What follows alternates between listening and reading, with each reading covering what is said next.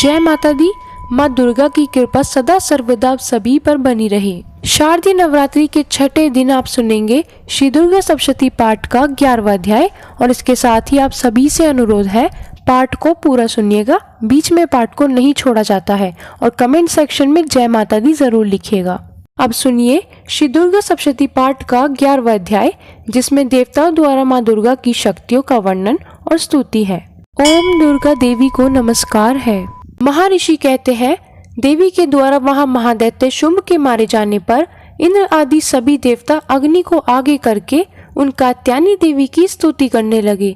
उस समय अभिष्ट की प्राप्ति होने से उनके मुख कमल दमक उठे थे और उनके प्रकाश से दिशाएं भी जगमगा उठी थी। देवता बोले, शरणागत की पीड़ा दूर करने वाली देवी हम पर प्रसन्न हो। संपूर्ण जगत की माता प्रसन्न हो। विश्वेश्वरी विश्व की रक्षा करो। देवी तुम ही चराचर जगत की अधीश्वरी हो। तुम इस जगत का एकमात्र आधार हो, क्योंकि पृथ्वी रूप में तुम्हारी ही स्थिति है। देवी तुम्हारा पराक्रम अलंघनीय है। तुम ही जल रूप में स्थित होकर संपूर्ण जगत को तृप्त करती हो। तुम अनंता बल संपन्न वैष्णवी शक्ति हो। इस विश्व की कारणभूता परा माया हो। देवी तुमने समस्त जगत को मोहित कर रखा है। तुम ही प्रसन्न होने पर पृथ्वी पर मोक्ष की प्राप्ति कराती हो। देवी संपूर्ण विद्याएं तुम्हारे ही भिन्न भिन्न स्वरूप है। जगत में जितनी स्त्रियां हैं वे सब तुम्हारी ही मूर्तियां हैं। जगदम्ब एकमात्र तुमने ही इस विश्व को व्याप्त कर रखा है।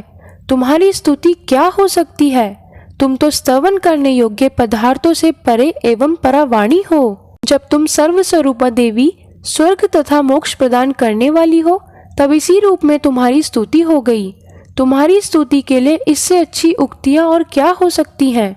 बुद्धि रूप से सब लोगों के हृदय में विराजमान रहने वाली तथा स्वर्ग एवं मोक्ष प्रदान करने वाली नारायणी देवी तुम्हें नमस्कार है। कला काष्ठा आदि के रूप से क्रमश परिणाम की ओर ले जाने वाली तथा विश्व का उपसंहार करने में समर्थ नारायणी तुम्हें नमस्कार है। नारायणी तुम सब प्रकार का मंगल प्रदान करने वाली मंगलमयी हो। कल्याणदायिनी शिवा हो। सब पुरुषों को सिद्ध करने वाली शरणागत वत्सला, 3 नेत्रों वाली एवं गौरी हो। तुम्हें नमस्कार है। तुम सृष्टि पालन और संहार की शक्ति भूता सनातनी देवी, गुणों का आधार तथा सर्व गुणमयी हो। नारायणी तुम्हें नमस्कार है। शरण में आए हुए दीनों एवं पीड़ितों की रक्षा में संलग्न रहने वाली तथा सबकी पीड़ा दूर करने वाली नारायणी देवी तुम्हें नमस्कार है। नारायणी तुम ब्रह्माणी का रूप धारण करके हंसों से जुते हुए विमान पर बैठती तथा कुश मिश्रित जल छिड़कती रहती हो। तुम्हें नमस्कार है। माहेश्वरी रूप से त्रिशूल चंद्रमा एवं सर्प को धारण करने वाली तथा महान वृषभ की पीठ पर बैठने वाली नारायणी देवी तुम्हें नमस्कार है। मोरों और मुर्गों से घिरी रहने वाली तथा महाशक्ति धारण करने वाली कुमारी रूप धारिणी निष्पापे नारायणी तुम्हें नमस्कार है। शंख चक्र गदा और शान धनुष रूप उत्तम आयुधों को धारण करने वाली वैष्णवी शक्ति नारायणी तुम प्रसन्न हो। तुम्हें नमस्कार है। हाथ में भयानक महाचक्र लिए और दाढ़ों पर धरती को उठाए 12 ही रूप धारिणी कल्याणमयी नारायणी तुम्हें नमस्कार है। भयंकर नरसिंह रूप से दैत्यों के वध के लिए उद्योग करने वाली तथा त्रिभुवन की रक्षा में संलग्न रहने वाली नारायणी तुम्हें नमस्कार है। मस्तक पर किरीट और हाथ में महावृष धारण करने वाली, सहस्त्र नेत्रों के कारण उद्यप्त दिखाई देने वाली और वृत्तासुर के प्राणों का अपहरण करने वाली इंद्र शक्ति रूपा नारायणी देवी तुम्हें नमस्कार है। शिवदूती रूप से दैत्यों की महती सेना का संहार करने वाली, भयंकर रूप धारण तथा विकट गर्जना करने वाली नारायणी तुम्हें नमस्कार है। दाढ़ों के कारण विकराल मुख वाली, मुंडमाला से विभूषित मुंड मर्दिनी चामुंडा रूपा नारायणी तुम्हें नमस्कार है। लक्ष्मी लज्जा महाविद्या, श्रद्धा पृष्टि स्वधा, ध्रुवा महारात्रि तथा महाअविद्या रूपा नारायणी तुम्हें नमस्कार है। मेधा सरस्वती, श्रेष्ठा ऐश्वर्य रूपा, भूरे रंग की अथवा पार्वती, महाकाली, स्वयं परायणा तथा सबकी आधीश्वरी रूपिणी नारायणी तुम्हें नमस्कार है। स्वयं परायणा तथा सबकी आधीश्वरी रूपिणी नारायणी तुम्हें नमस्कार है। सर्वस्वरूपा सर्वेश्वरी तथा सब प्रकार की शक्तियों से संपन्न दिव्य रूपा दुर्गे देवी, सब भयों से हमारी रक्षा करो। तुम्हें नमस्कार है। कात्यायनी, यह 3 लोचनों से विभूषित तुम्हारा सौम्य मुख सब प्रकार के भयों से हमारी रक्षा करे, तुम्हें नमस्कार है। भद्रकाली, ज्वालाओं के कारण विकराल प्रतीत होने वाला, अत्यंत भयंकर और समस्त असुरों का संहार करने वाला तुम्हारा त्रिशूल भय से हमें बचाए, तुम्हें नमस्कार है। देवी, जो अपनी ध्वनि से संपूर्ण जगत को व्याप्त करके दैत्यों के तेज नष्ट किए देता है, वह तुम्हारा घंटा हम लोगों की पापों से उसी प्रकार रक्षा करे जैसे माता अपने पुत्रों की बुरे कर्मों से रक्षा करती है। चंडिके, तुम्हारे हाथों में सुशोभित खड्ग जो असुरों के रक्त और चर्बी से चर्चित है, हमारा मंगल करे, हम तुम्हें नमस्कार करते हैं। देवी, तुम प्रसन्न होने पर सब रोगों को नष्ट कर देती हो और कुपित होने पर मनोवांछित सभी कामनाओं का नाश कर देती हो। जो लोग तुम्हारी शरण में जा चुके हैं उन पर विपत्ति तो आती ही नहीं है।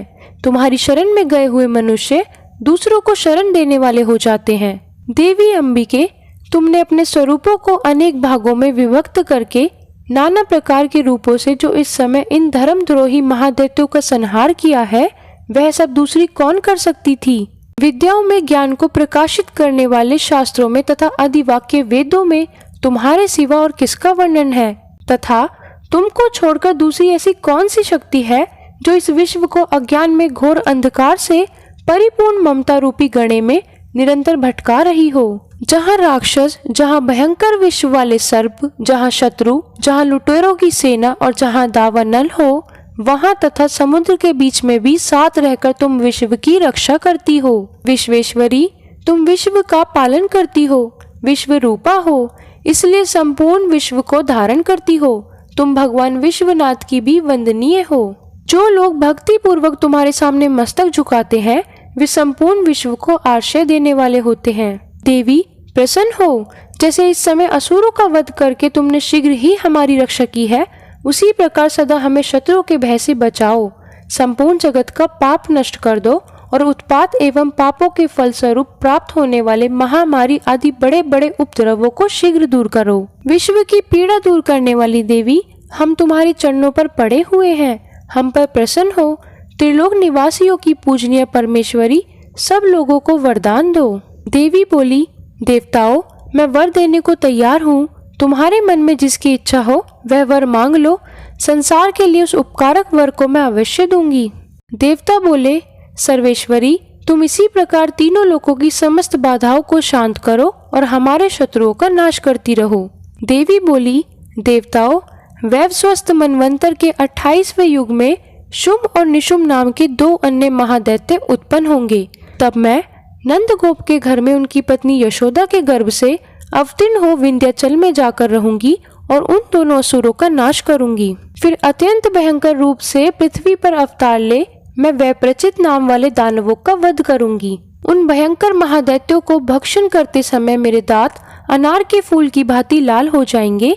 तब स्वर्ग में देवता और मृत्यु लोक में मनुष्य सदा मेरी स्तुति करते हुए मुझे रक्त दंतिका कहेंगे। फिर जब पृथ्वी पर 100 वर्षों के लिए वर्षा रुक जाएगी और पानी का अभाव हो जाएगा, उस समय मुनियों के स्तवन करने पर मैं पृथ्वी पर अयोनिज रूप में प्रकट होंगी और 100 नेत्रों से मुनियों को देखूंगी। अतः मनुष्य शताक्षी इस नाम से मेरा कीर्तन करेंगे। देवताओं, उस समय मैं अपने शरीर से उत्पन्न हुए शाकों द्वारा समस्त संसार का भरण पोषण करूंगी। जब तक वर्षा नहीं होगी तब तक वे शाक ही सबके प्राणों की रक्षा करेंगे। ऐसा करने के कारण पृथ्वी पर शाकंभरी के नाम से मेरी ख्याति होगी। उसी अवतार में मैं दुर्गम नामक महादैत्य का वध भी करूंगी। इससे मेरा नाम दुर्गा देवी के रूप से प्रसिद्ध होगा। फिर मैं जब भीम रूप धारण करके मुनियों की रक्षा के लिए हिमालय पर रहने वाले राक्षसों का भक्षण करूंगी, उस समय सब मुनि भक्ति से नतमस्तक होकर मेरी स्तुति करेंगे। तब मेरा नाम भीमा देवी के रूप में विख्यात होगा। जब अरुण नामक दैत्य तीनों लोकों में भारी उपद्रव मचाएगा, तब मैं तीनों लोकों का हित करने के लिए 6 पैरों वाले असंख्य भ्रमरों का रूप धारण करके उस महादैत्य का वध करूंगी। उस समय सब लोग ब्रह्मारी के नाम से चारों ओर मेरी स्तुति करेंगे। इस प्रकार जब जब संसार में दानवी बाधा उपस्थित होगी, तब तब अवतार लेकर मैं शत्रुओं का संहार करूंगी। इस प्रकार श्री मार्कुंड पुराण में सांवरिक मनवंतर की कथा के अंतर्गत देवी महात्म्य में 11वां अध्याय पूरा हुआ।